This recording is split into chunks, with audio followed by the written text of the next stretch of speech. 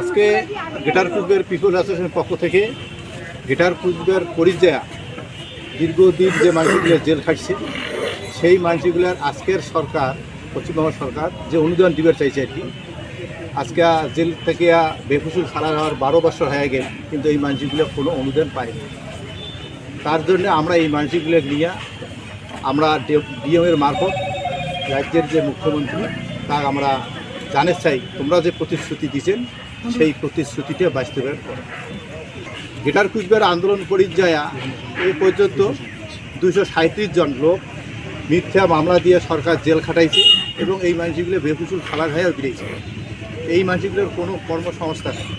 তার জন্য আজকে আমরা গণডেপুটেশনের মধ্য দিয়ে আজকে সরকারকে জানিয়ে দিতে চাই যে এই মানুষগুলোর যে প্রতিশ্রুতি দিচ্ছে সেটার বাস্তবায়ন হবে।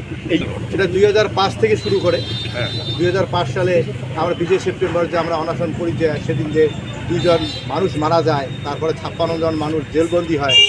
তারপরে যে আন্দোলন পরিযায়া রেল অপর থেকে শুরু করিয়া আরও বিভিন্ন আন্দোলন পরিযায়া যে মিথ্যা মামলা দিয়ে মানুষগুলো জেল খাটাইছে, সেই মানুষগুলা বেফুসুল খালার হয় ফিরে পরবর্তীতে। কিন্তু ওই মানুষগুলা সরকার মানে অনুদান দিয়ে চাইছে, কিন্তু কোনো তার অনুদান পায় না। এখনো